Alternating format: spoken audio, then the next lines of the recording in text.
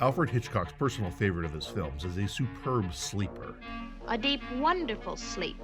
It was his first and favorite collaboration with composer Bernard Herrmann, and the most purely comedic of all of his feature films. And despite being absolutely unique, The Trouble with Harry somehow doesn't get the acclaim it deserves. So here's my tiny effort to encourage people to watch this fantastic black comedy. Here it comes again. Look out! Harry Warp is dead, lying in an idyllic forest near a tranquil Vermont town. Several people discover his corpse, but their responses range from obliviousness Oh, I beg your pardon. Stumbling on... to rapturous joy. Harry, thank Providence, the last of Harry. Who's Providence, Mommy? A very good friend. The only person who seems to care about Harry's death is a retired ship's captain, who is sure he has killed Harry while hunting. Captain Wiles is played by that guy who was Kris Kringle in Miracle on 34th Street. The sailor ropes a local artist into burying the corpse with him. But for many splendid reasons, Harry gets unburied and reburied several times in one day. Hitchcock is not known for comedy, but maybe he should be. She looks a lot older up close. To a mere child, anything over 20 might seem old. A child? Shall we stand in shallower water and discuss that? He's known for very technical direction and perfect composition, and for a fascination with the macabre. And The Trouble with Harry scores very high on both of those. This was Hitchcock's attempt to see if American audiences, at the time the most lucrative cinema audience in the world, could handle something beyond the gag-based humor that Hollywood thrived on. I'm a man. Well, nobody's perfect. That's not to insult the many great mid-century Hollywood comedies, which are often subtle in their own American way. But The Trouble with Harry veers into bizarre territory. Do you think we do any better on Fifth Avenue? If there's more people there. Oh, lots of people. Hundreds and thousands and billions of people. But what sort of people, Wiggy? What breed? I'll tell you. They're little people. Little people with hats on. This movie thrives on its script, the third of four classics John Michael Hayes wrote for Hitchcock, following Rear Window and To Catch a Thief. And like those classics, not to mention North by Northwest, The Trouble with Harry is very romantic, maybe more so than those others, albeit in a tongue-in-cheek way. Lightly, sir. I have a very short fuse. Harry's death brings together the artist Sam Marlowe, played by Charlie's Angels' sexy voice John Forsythe, Good morning, angels. and the scorchingly hot Jennifer Rogers, as played by Shirley MacLaine in her first film role. Didn't know you had such a pretty mother, Arnie. If you think she's pretty, you should see my swing shot. MacLaine ended up in the film actually by fate, lucking out when producer Hal Wallace was sent to scope out the star of The Pajama Game on Broadway, who was actually out with an injury, so he accidentally saw MacLaine, her understudy. Next thing you knew, MacLaine was off on a Hollywood career. And heaven's will is done, and destiny fulfilled. Meanwhile, Captain Wiles is flirting breathlessly with the town spinster, Miss Gravely. Do you realize that you'll be the first man to, cross her threshold? Oh. She's a well-preserved woman. And preserves have to be opened someday. We're so distracted by their romance that we forget frequently about the constant presence of death. I'm a man who's faced death many times. Rather recently, too. Yeah.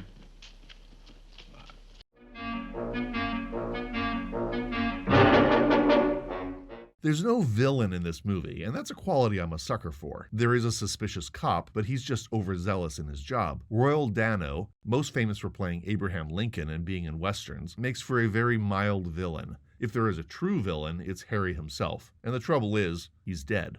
One thing's sure, somebody's responsible. But nobody feels guilty, except for perhaps the inconvenience they're causing to their new friends.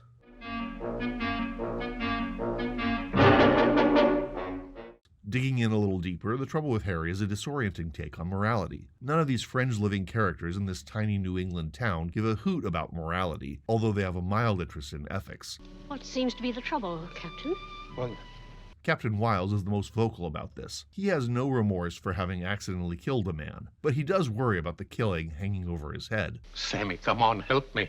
I don't care if I killed him or not, for all that matters. But I'll get the shakes whenever I see a policeman, and there's no good saying I won't. He's also completely willing to lie about his past, until he realizes that a real connection with Miss Gravely could complete him. Well, I would say that you were the handsomest tugboat captain that ever sailed up the East River. He is, on one side, the town's biggest liar, and on the other, the one who confesses his sins to anybody who's willing to listen. Everyone is concerned that Harry's death might be unfairly pinned on someone else, but sometimes not quite enough to step up and take the blame, except for Jennifer, who is most likely the actual cause of Harry's death. Your husband's dead, then? Is your lemonade sweet enough?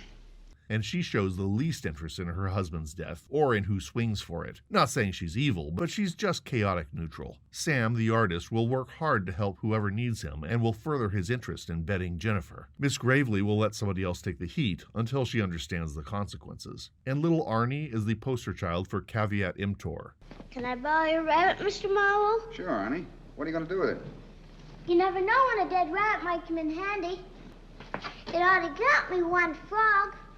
He is very funny, but no way I would ever buy a car from that kid. Arnie, what are you carrying there? A rabbit. What do you call it? Dead. Here you are, one muffin for one rabbit, fair enough. That was a two-muffin rabbit. I gotta go now.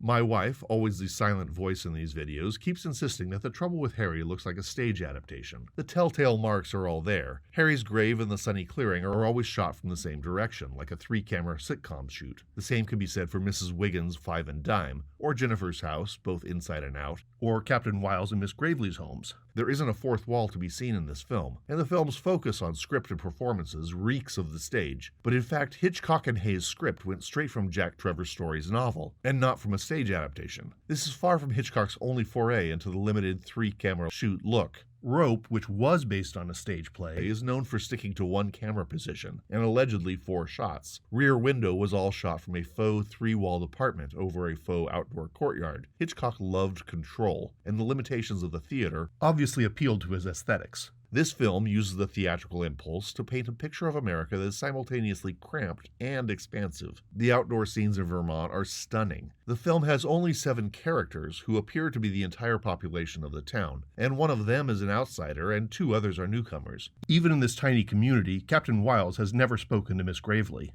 And the only person who knows everybody's names is the shopkeeper, Mrs. Wiggs. Wiggy is, like little Arnie, an exemplar of capitalism. Do you mind if I call you Wiggy, Mrs. Wiggs? Not if you pay all your bills on time. Her son Calvin is the embodiment of all that's wrong with American law. He enforces the letter of the law, but he also writes it. And there shouldn't be any shooting around here. Why? It's posted land, that's why. Why's that? 'Cause I posted it. I will not exaggerate and call this movie political satire, but the undercurrent of postmodern discombobulation sets up the humor and gets us close enough to the characters to connect to these weird people and their macabre situation. Where did you find it? In the blueberry muffins. What? Out in the woods. So, even if Harry is as much a non-character as Kevin Costner was in The Big Chill, The Trouble with Harry can tickle all of us. I think you got the best deal. Dead rabbits don't eat.